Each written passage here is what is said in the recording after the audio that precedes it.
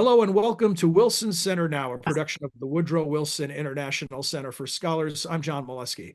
Today we're going to be talking about the newest edition of the Wilson Quarterly, our tradition of every time a new issue becomes available, we speak with a couple of the authors featured in the issue and the editor, Stephanie Bowen, and we're going to tell you who is joining us today, and we'll talk to them in just a moment. We'll be hearing from Robin Quinville, director of the Wilson Center's Global Europe program. During her 30 years as a U.S. diplomat, Robin spent time working with both NATO and OSCE, and you'll see how relevant that is in a moment when we talk about the article.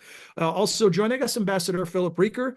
Phil is the chair of the Global Europe program. He previously served as charge d'affaires at the U.S. Embassy in the UK and was acting assistant secretary for state for Europe and Eurasia.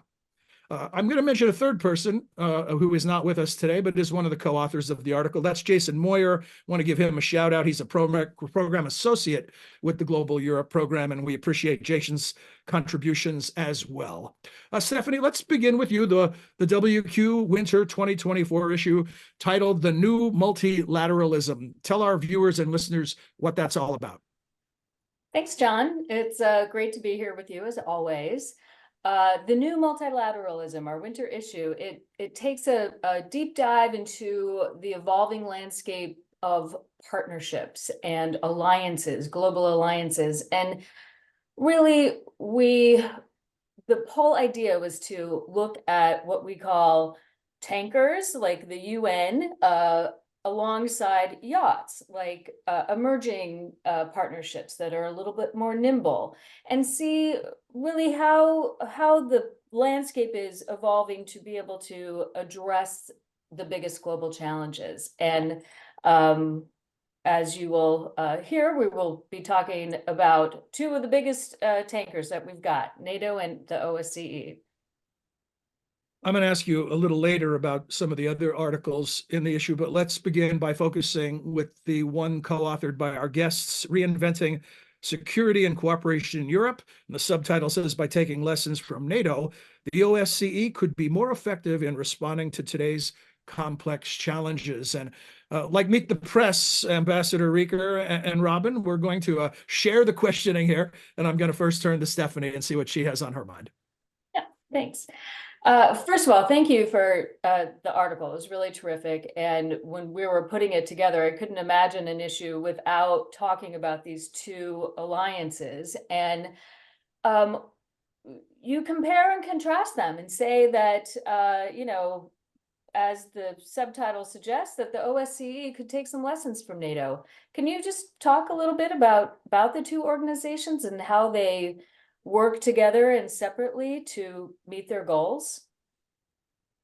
Well, maybe I'll start with all kudos to Robin, who really took the lead on this. And our Global Europe program has been examining these institutions, many of which were created in the years following World War II to try to create in the transatlantic space. And of course, that's evolved into a global role in many ways.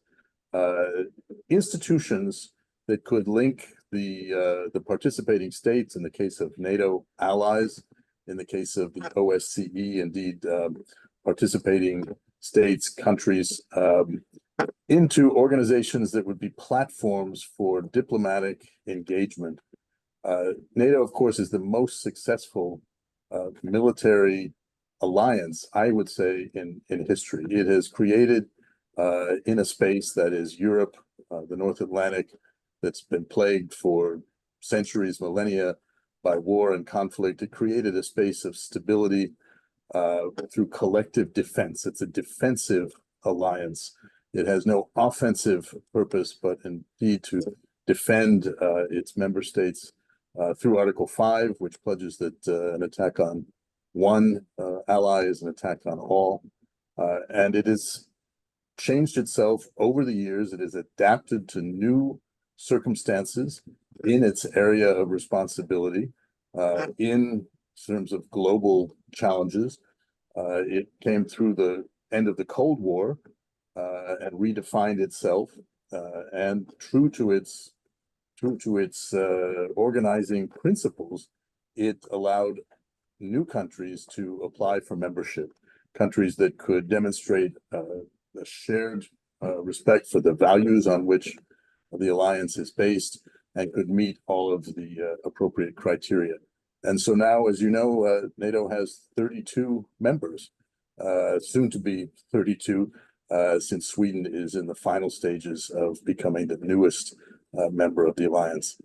OSCE grew out of the Budapest Summit in 1994, which converted the Conference on Security and Cooperation in Europe into an organization based in Vienna at the Hofburg of some 57 participating states, again, all of whom were tied to the Helsinki Principles, the Helsinki Founding Act, which is soon to have its 50th anniversary, a set of shared principles that even during the Cold War era were shared and adhered to or stated by the participating states, including the Soviet Union, that they would be respectful of these principles. It became a wonderful base for diplomatic discussion. It's often said if we didn't have the OSCE, we would need to invent it. It's not a military alliance, but a place where we can examine all kinds of different aspects of security. And so looking at these two very interesting institutions that are so crucial for stability and indeed prosperity in Europe, we found some interesting dynamics. The OSCE these days, because of Russia's intransigence, not to mention the full-scale attack on Ukraine, has become moribund and stuck. It operates on consensus, and of course, it's impossible to find consensus when participating states are violating the very principles to which they signed up. NATO, on the other hand, has evolved and continued to be fit for purpose in terms of inviting new democracies, in terms of changing its strategic approach to collective defense. And I think we found a number of areas where OSCE could learn from the efforts NATO has made to adapt itself, and OSCE can continue in the future to be a key part of the European security architecture. I'll pitch in here and add that one of the things that I think surprised us as we were looking at this is that really we had to redefine NATO a little bit and say, okay, yeah, it's a tanker, all right, for sure it is, but it has had that nimbleness that you wouldn't expect from a tanker, because it has continually, in a sense, questioned itself. What's our mission? What's our task? It has a vehicle to do that in its strategic concept. And that has been really helpful as it looks at what are our tasks. You saw it especially post-Cold War, right? Suddenly, one of the earliest questions people were asking when I became a diplomat was, what's NATO for again? Because, of course, their traditional threat had disappeared. The Warsaw Pact no longer existed. One of the meetings I attended when I was on the OSCE delegation was actually held in the former Warsaw Pact headquarters. So there was a certain amount of symbolism right there. And yet OSCE, which had a period in the 90s when it was really restructuring itself, has somehow not proven to be nimble over time, and certainly not as adept as NATO has been at looking at the threat and the task. Ambassador Reeker, I want to follow up on something you said and get both of your thoughts on this. You mentioned that if OSCE had not been it had to be invented because it was needed, right? That it was the needs were there. But it seems as if perhaps, especially based on what Robin just said about the nimbleness of the tanker that is NATO, that its greatest strength, having a comprehensive look at security and a vast number of issues, is also its weakness in that getting 57 countries, is it, however many countries there is, to agree on things when you have such a broad spectrum of issues that you're addressing becomes really difficult, and particularly now with the 800-pound gorilla that is Russia as a member of the organization. Well, indeed, John, you see that, of course, at the United Nations, the ultimate tanker, if you will, in terms of international organizations and sort of the key element in our global system post World War II. In the 1990s, the OSCE, I think, seemed like an ideal venue for strengthening ties with Russia. We'd emerged from the Cold War, of course, and trying to figure out how to integrate the Russian Federation, at that point an independent country, no longer part of the Soviet Union, along with other former Soviet states, into the international system.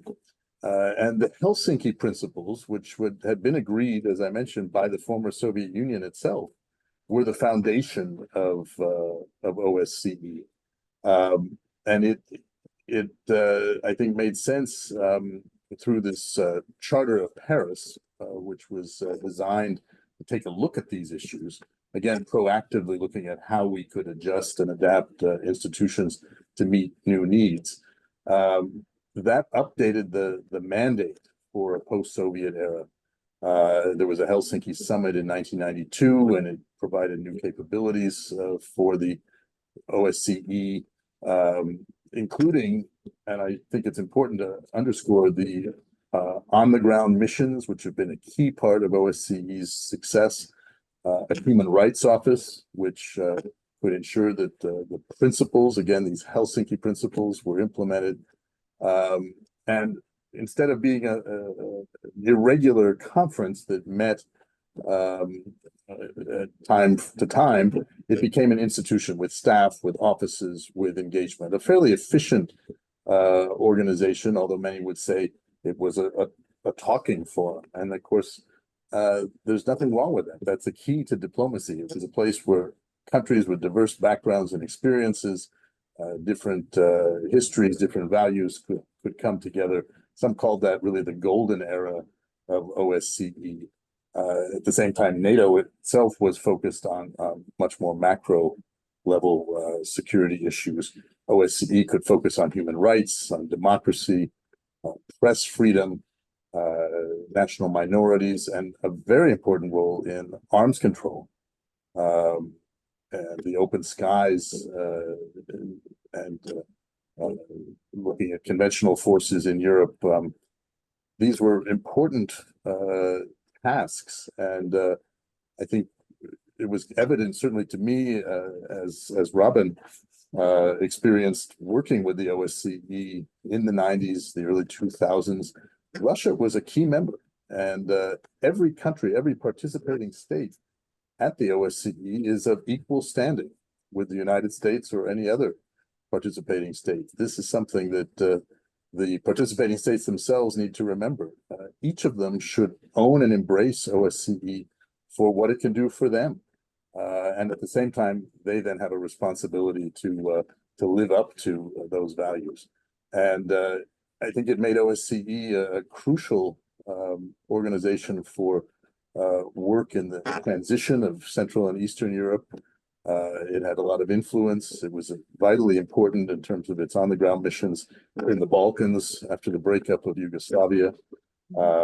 And of course, the war in Yugoslavia, the wars in the Balkans themselves forced a lot of questions and reinvention for both OSCE and for NATO.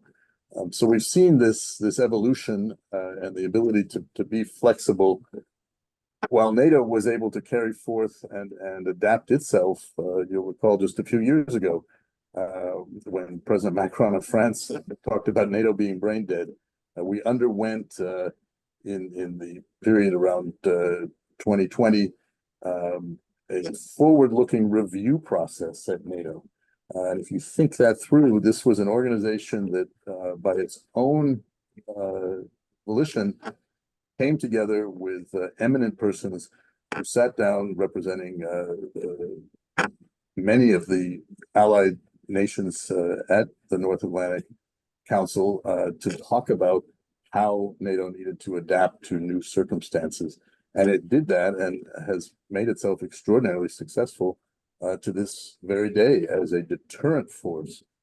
We've seen that as Vladimir Putin attacks Ukraine, but has not attacked NATO, which continues to have that solid Article 5 commitment from all of its allies to defend one another in case of attack.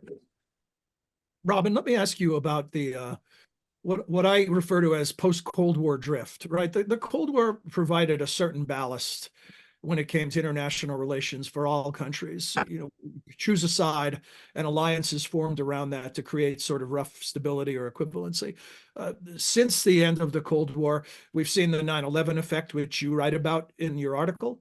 Ambassador Reeker has just described a series of changes over time and adaptations.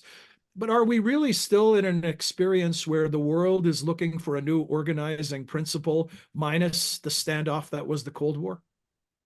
Well, I think what we're seeing now is really a new threat assessment, because with the invasion of Ukraine, Putin has basically said, right, the agreed norms and principles are no longer going to be applicable, and that has caused Europe to really reevaluate what its threat assessment is. And you can see the results in some of the documents that have been put out. You see it in the tasks that NATO and the OSCE are taking on. But I think that for both of these organizations, there is much work to do. For NATO, of course, super relevant and focused on the defense of Europe, that is clear. For OSCE, it is trickier because Russia is a participating state of the OSCE. At the same time, having that as a forum for dialogue, it remains important. And the tools of the OSCE are still viable and useful in this era. You wouldn't want to have to recreate them if you can maybe deploy them in another context. If you look at the OSCE list of OSCE missions, not just the ones that are available, that are on the ground now and working, but the ones that it has had in the past and closed, you can see that it provides a valuable opportunity for the OSCE to go in and to help, at the very least, monitor what is happening and diffuse tensions. And that can be a valuable part of its work. So I find value in those tools, even if they're not able to be used right now, because you wouldn't want to have to recreate them. Mm-hmm. Stephanie, back to you. Yeah, that's interesting that you mentioned the OSCE's toolbox, if you will. One of the things that you mentioned in the piece is that you felt that the OSCE had expanded its responsibilities, and that had weakened it. Can you talk a little bit about what tools should it be focused on using and how it should use them? To be honest, what I look at and I say, right, I think some of those tools that it developed for itself at Helsinki, the ability to put monitoring missions on the ground and to create those, the ability for a subset to ask for a monitoring mission. These tools are still valid and could be used and adapted. And you will find that you may need those. And in fact, the OSCE mission in Ukraine was working right up to the invasion, right? That was, and it providing valuable information and so forth, and it had been there. So I think those are the tools that remain deployable. OSCE has taken on even broader thematic issues, and this can be because they are of interest to the participating states at given times. But I think it needs to kind of take a look at how broad it is and whether it can create new norms and standards, because that is what it comes from, background of creating norms and standards. And I see Phil nodding, so I'm going to toss this to him as well. Well, I think Robin's got that exactly right. Look, OSCE expanded its area of responsibility, even as it became, outside the United Nations, I think the largest security organization in the world, with, as we've said, 57 participating states, stretching from Alaska to Vladivostok, if you will, North American members, Canada and the United States, all through the former Soviet Union, and even many of the microstates of Europe. And not just expanding that membership, but it expanded its issues. And the three original pillars of OSCE, political, military, economic and environmental, and then the human dimension were expanded with, I believe, there are some 24 sub-themes and focus areas. And of course, that reflected the increasingly complex nature of the world and the challenges that we face, what comes under the umbrella of security, what requires cooperation. And that was useful and appropriate at the time. But once Russia decided to violate the fundamental values, the fundamental organizing pillars of OSCE, then the organization fell into a problem. Russia made it exceptionally difficult to ever pass a budget. They made it most recently at the ministerial in Skopje in 2023, very difficult to choose a new country chair to steer the work of the OSCE for 2024. And they finally came to consensus on Malta taking on that challenge. So perhaps it's time for this tanker, the OSCE, to return to some of its original focus and before the period when it took on so many more complex themes and areas of focus, to look at what's vitally important, particularly in this era of real clash. We can no longer say that we see Russia as a partner. That indeed was even part of NATO's strategic concept after 1999.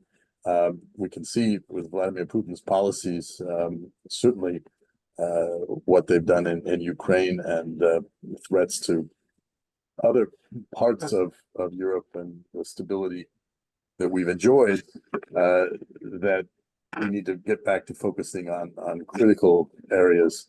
And I think that may be the way that OSCE has to reinvent itself yet again.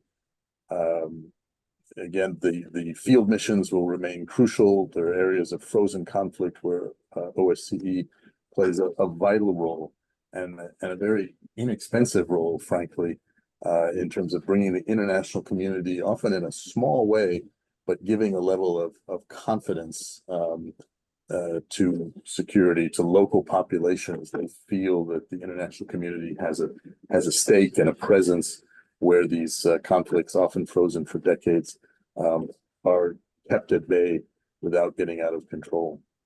When the Wilson Center claims to be fiercely nonpartisan, that's not just rhetorical.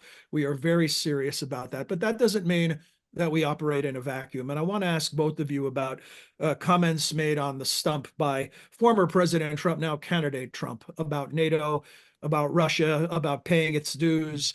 It's been received around the world in very harsh terms, labeled as irresponsible. What I want to ask you about is not the politics of it, but I want to ask you about what that does to the stability of the organization. Does it send shockwaves through the organization? Does it create serious issues or serious problems for the organization? Ambassador Reeker, let's begin with you, and then Robin will get your thoughts as well. Well, look, when I was leading the European Bureau of the Department of State, obviously there was a lot of tension between or across the Atlantic in terms of a focus on NATO, how it was operating, particularly in the realm of member countries, allies, meeting the 2% of GDP for defense. That's something that all allies signed up to as a goal, that they would spend not for NATO, and I think there's often confusion there, but they would spend on defense, including their own efforts at defense, because NATO is a collective organization of now 32 countries, that they would spend 2% or more of their GDP. Not all member states, not all allies are meeting that requirement. Certainly, it is increased. Certainly, Putin's attack on Ukraine highlighted for allies why they needed to do that, and so they're doing much better there. But this is not about money that they owe to NATO or to the United States. This is about each country fulfilling their own pledge to themselves that they will target 2% or above of their budgets to be spent on defense. So obviously that creates some tensions and uncertainty. It did during 2019, 2020, even as NATO undertook this forward-looking review process that I mentioned earlier.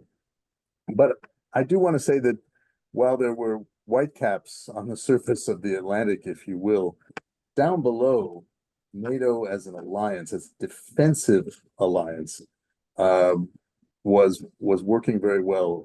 We've already said to help redefine itself, to come out with a new strategic concept, to be more streamlined in terms of what they did, how they did it, in terms of the importance of Article 5.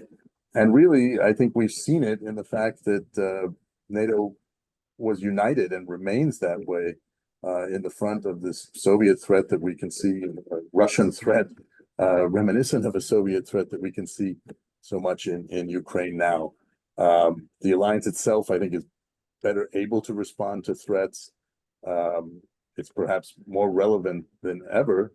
And indeed, it has two new applicants, now members, or in the case of Sweden, almost members, taking its number up to 32. All of them embracing the same set of common values, of common standards and interoperability, a pledge to defend each other if attacked, and defend is the key word. It's not an offensive alliance, but that defense has provided the security and stability over that NATO space, which has given us a period unprecedented in history in terms of stability and indeed, economic growth and opportunity for the peoples of Europe and North America.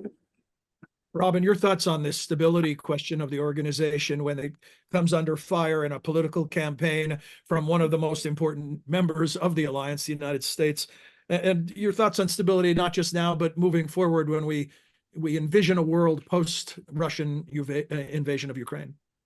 Well, our allies recognize that this is something that they signed up to in 2014 with the Wales Pledge. It was informal before that, but they know they made this pledge.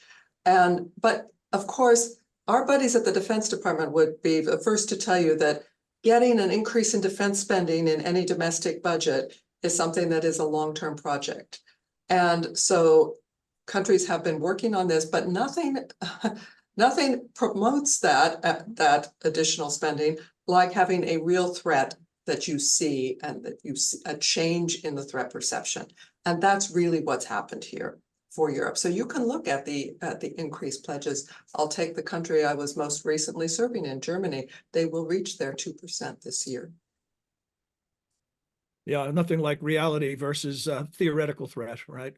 Right. Stephanie, I want to go back to you before we close and talk a bit about the current issue beyond the article that Phil Reeker and Robin Quinville have provided for us. Tell us who some of your other contributors are and what are the topics that they touch on. Sure. We look at the UN and we do that through a couple of lenses. We have a great Q&A with the former U.S. ambassador to the United Nations, John Negroponte, in conversation with our very own Wilson Center CEO, Mark Green. We also have a look from a couple of scholars who have studied the UN for a long time and look at the rise of informal governance organizations and how the UN has to adapt given more informal organizations that are having more and more influence and how the UN needs to, how it can and has adjusted how it works. We look at Latin America's rich history of using alliance diplomacy, if you will. We look at the G7, and we also have a great piece from Will Pomerantz on our from the Kennan Institute about Russia and their cacophony of partnerships and how he has a lot of very interesting things to say about the different partnerships and alliance that Russia is part of and how it is and isn't helping them on the global stage. There's a lot to really explore. And I think so much really to explore in this issue. And I wish we could talk to our contributors even longer, because I feel like when we look at the biggest challenges of security, terrorism, climate, it really is those global alliances that are helping to address them. And over the past couple of decades, as alliances have shifted, and those challenges have become more complex, it's even more important to understand the history and the capacity of those alliances to really address issues appropriately, effectively. And where can people find the WQ? WilsonQuarterly.com. It is free. It is available to subscribers, and just available online. Well, thank you. Thanks to all of you today for this terrific discussion. I would like to speak to Robin and Phil longer too, but we don't want to give it all away, right? We want people to read the issue. So this has been your Cliff Notes for the article, but there's a lot more to be learned. Thanks to all of you for today and for your ongoing work in helping us try to sort through a complex world. We hope you enjoyed this edition of Wilson Center Now, and that you'll join us again soon. Until then, for all of us at the center, I'm John Molesky, thanking you for your time and interest.